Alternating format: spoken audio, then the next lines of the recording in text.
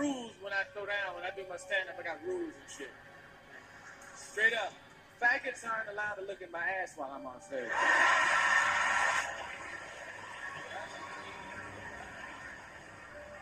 That's why I keep moving while I'm up here. If you don't know where the faggot section is, you gotta keep moving. So if they do see it, it's quick to switch. They don't get no long stare at your shit. Imagination's going on. I know what you're looking at too, because my ass get hot. I'm afraid of gay people. Petrified. I have nightmares about gay people. I have this nightmare that I go to Hollywood and find out that Mr. T is a faggot. Really, and he be walking up to people going, "Hey boy, hey boy, you look mighty cute in them jeans."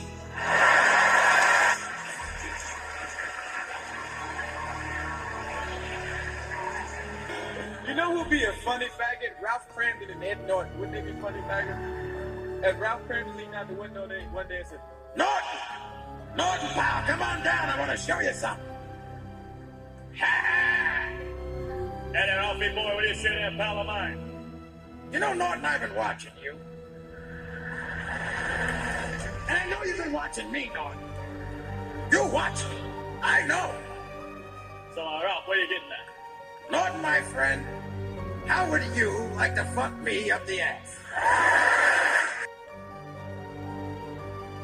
Possibility, because we're living in a time right now, man. And if we can get heavy. Because I came to talk, y'all. Is that all right? Now, and I have a big house, and it's nice, bro. But I can't really drive that car all around the neighborhood. Because brothers go, yeah, okay, it's nice, but drive it over here. Wait a minute, brother. You on TV, man. You make millions of people laugh. We can't afford to be dogging each other and not tuning in to you and supporting each other. Because back in the old Hollywood, I saw black people in movie theaters damn near every week. Now I gotta wait for Denzel to do a movie, Wesley Snipes. It's like that's the only ones out here. We gotta put our heads together to do projects to give the consumer, people, what they want. And stop letting the government tell us what to give them. Give them laughs, give them entertainment, because that's what your dollar pays for. Yeah. Stop jerking them down. Yeah.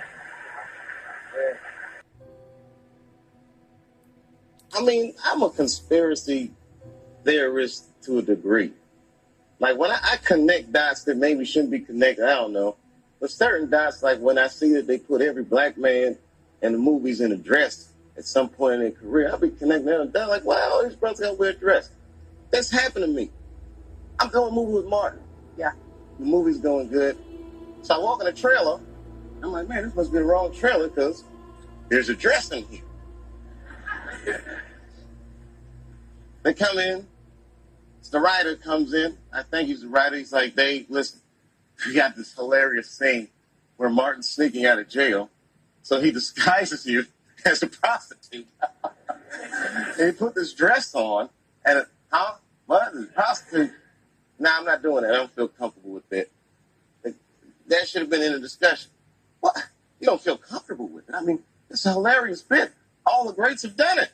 So, well, if all the greats have done it, it's kind of hacky, right? You're right. So why don't we just not do it? Because I don't feel comfortable wearing a dress. Oh, come on, Dave. Listen, we got it all set up. We're supposed to shoot. Every minute you waste costs this much money. No, the pressure comes in. I'm not wearing no dress, man. I'm funnier than a dress. Just give me something funny to say. I don't even wear no dress to be funny. Am I Milton Berle? Blah, blah, blah, blah. You know, we're going like this. And then finally he's like, and he leaves. And then like the director comes, Dave, it really would be great if you wear the dress. What is wrong? What is this, Brokeback Mountain in here? So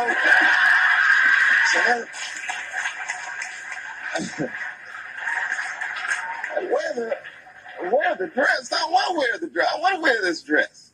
You know what I mean? This is, oh, gosh, that's so difficult. They leave. Now the producers comes, come on, David, would be so great. I mean, and then I started thinking about all the comics that I've seen. Notice Oprah looks pretty annoyed through the interview. Not only annoyed, but like she knows there's going to be consequences as she goes along. But that's not the only thing I want you to notice. Notice her hand sign. the fingers to the temple, that's a very masonry sign for the brotherhood. That shows you that she's not with this interview, because if they don't flash their signs, they can't. Strong brothers, why are they putting us in these dresses? But the minute it was clear, I was adamant. I'm not wearing a dress. I'm not wearing the dress. All right, fine. Think of something else. That comes back 10 minutes later. The whole new scene. Damn, how did you write the scene so fast? You know, it's like, so you gotta take a stand. At least if you in the ATL and a nigga doing drugs in the ATL, the nigga at least excuse himself, go to the bathroom or some shit. Niggas in Hollywood just do the drugs right in front of you and act like ain't shit happened. You in the middle of a goddamn meeting. So what we're gonna do is we're gonna do the movie with you, and then we're gonna go back.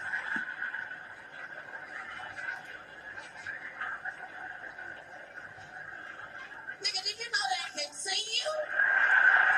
Nigga, you right there. It's on your nose, nigga.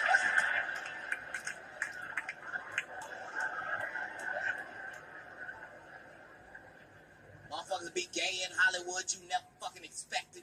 They be having these big ass mansion parties, and the mansion party, the whole mansion is a party, and then it's a separate party in the little rooms. I ain't been famous that goddamn long. I'm excited as a motherfucker to be at the mansion party. You be looking at all the goddamn rooms, and you fuck around and look in the wrong room and shit.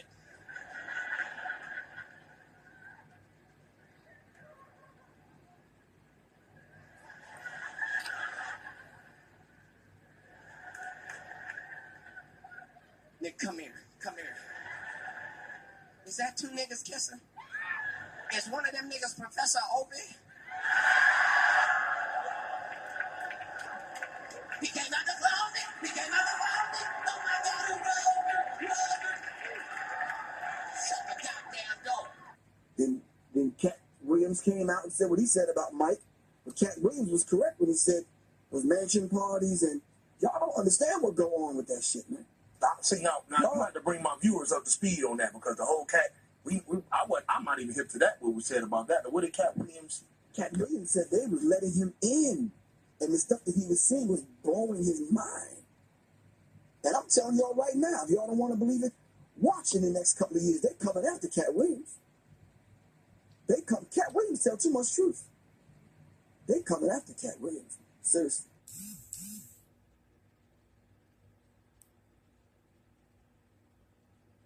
Don't make no money like that off of selling albums. You make some sense. Your album gets sold in the stores for like $16, $17, and as an artist, you be lucky if you getting 35, 50 cents off your album. Yo, that's real. Hey, yo, man, I'm gonna cut you off right there because I want to go deep into that. After this commercial break, we're gonna talk. Got two things to clear up. We was talking earlier about a lot of the things that the people don't know about the music industry. You're talking about the money. You know, people think it's this and it's not that. You know, touching that for it. It's sweet. You know what I mean, I was speaking on how like your record sales. You know what I'm saying? Like, you don't really get no money off your record sales unless you own your company. You know what I mean? Your record company. That's when you start seeing real money, because first of all, it's a pie that get divided all up between your record label. You know what I mean? The distributor, is the producer, the writer, the artist. You know what I'm saying? That's a big pie that get broke up in that 100% of whatever you doing. So when you writing a song and you write your rap and you think your rap hot, you like, I got this rap, and you get a beat from your man, you put it down and you put it out and it do whatever, it go platinum, you think you're gonna see all this money. It ain't gonna happen like that, because even if your single going for $4, you make $4 million off of that, but you only seeing some cent, because the record company, first of all, you got the record company, you know what I mean, that's putting the album out, and they controlling most of the equity that come, you know what I mean, from that album. All of getting their percentage, they getting probably more than 60%. You know what I mean? Because they gas you. They might buy your publishing. And your publishing is what you eat off of. That's what I was talking about with that BDS, them spins.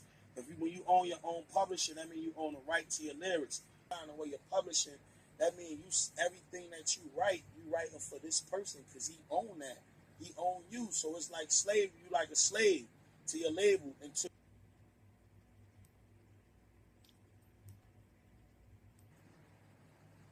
Before I even got there to the building, you gotta understand this. It's all documented. This year's Powerhouse, Jay came last year, in the Philadelphia Daily News, the day after the Powerhouse, they had an article. And I didn't even go to the Powerhouse last year. Had an article in it. Inside sources say Jay-Z beefs up security and threat that a retaliation from Beanie Siegel for dropping him from the label. This is in the newspaper. It's in the paper. It's public record. Go, $20. You can search it and find it. It's public record. That was last year. So when I'm reading, it's like, damn, what the fuck? I mean, inside sources say. Right. Where that come from? Let's see the Powerhouse where they got boot cops walking around with canines and all that shit. Go on the internet, Google it. Bernard Hopkins was there. I didn't even know Bernard was there. Right. Go to allhiphop.com. He confirms it. So there you are, just like the song said. In the back, me and my peoples or whatever, we come out with 5 bodyguards. What's up, C? No, what's going on? Man, what's up? What you doing? Go back there, Jay. Come on, let's go back there. And you keep on moving the conversation. You don't want to go back there. Your bodyguard's there, and I don't got no, you know what I mean, the pass. He was like, man, you need to come out at the big hump, man. Dude, don't fuck with me. I ain't going back there. That's what I told him. Big homie, don't fuck with me. When I'm going to go back there, what I'm going to say to him? How you going to stand there and look at my face, judge, ask you, if we release him in your custody, will you be responsible for his whereabouts? You going to say no? Say no. I was shackled from my waist to my wrist to my ankles. You let me go back in that fucking box, 23 on 1. And I was in a hole. Come on, guys, man. Get the fuck out of here, nigga. This ain't nothing new. This ain't nothing new. No, shout out to you. No, we ain't gonna fuck Dipset. I was riding with the Rock of 100. You fuck with the Rock, you fuck with me, because I wore that shit. I wore that shit not on my sleeve, on my heart, because I thought niggas was real niggas. But we ain't gonna say fuck Dipset, because Joel Santana was at every court date I had when I was on trial for attempted murder. He was in court more than you. Only thing I regret about that Rockefeller shit was going at my nigga Kiss. And I did that shit for you, nigga, because you was scared. You Kiss would have bit that ass. She'll pull off my belt, whip that ass. You better watch who you worship, man. I know faggot shit you popping them little slurs on drinking them records. And I'm going to tell y'all a little fucking something. Y'all keep letting that nigga get on y'all records and pop shit. I'm going to start coming at y'all little niggas. Smack the shit out of Drake, bitch ass. All y'all niggas. Fuck all y'all. This the Broad Street Bully BC. I have no problem on seeing anybody on site. I'm gonna say this too, these niggas out there think this shit is cool, because it ain't cool. Me and this man ain't never been butt naked in no room together with no hoes, pulling no orgy type shit or doing none of that whole ass shit you niggas out there be doing, thinking you doing some fly shit. Nigga, if you in a room naked with some other niggas and some broads, them niggas looking at your ass. And if that shit is gay, and you need to get on some other shit, me and this man got nothing but respect for each other. We ain't never pulling no train. We ain't no motherfucking freaks. We some family men. We getting this paper. You know what I'm talking about? And I had to put that out there, bun, because a lot of niggas doing a lot of fugazi shit out here, man. You know what I'm saying? These niggas, they flip-flopping, they pitching and they catching with these boys, and they doing also. And if you gay, that's cool, but be gay and come on out and be that. Don't be in front of us and act like a straight-up G, and then you get over here and you let these boys bust up your back. But, you know, they do protector shouldn't have to get on in no magazine to make you clean up your neighborhood. So if I really wanted to diss Atlanta, it was a bunch of things I could have said about a bunch of people, and I could have really dissed and hurt some feelings. Now, don't you know that? Yes, sir. Yeah. I know who the gay rappers is. I know who let them models stick them dildos in them, and I know who did what, where, when, and why. Wow. Do you feel like expressing that right?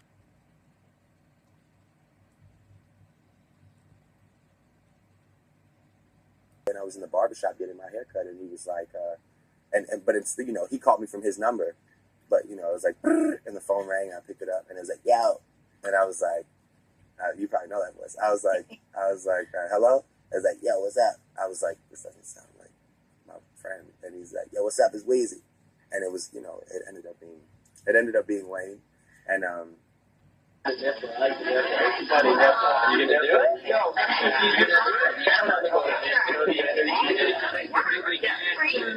You gotta go here. What are you doing? That's going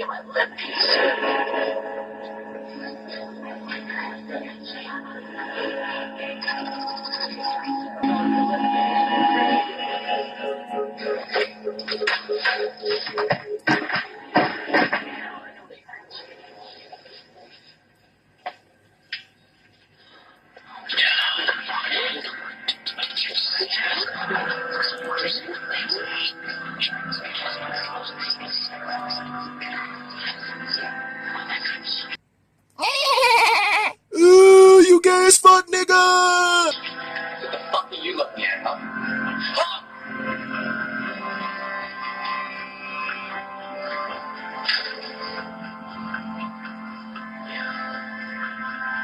You're a homo.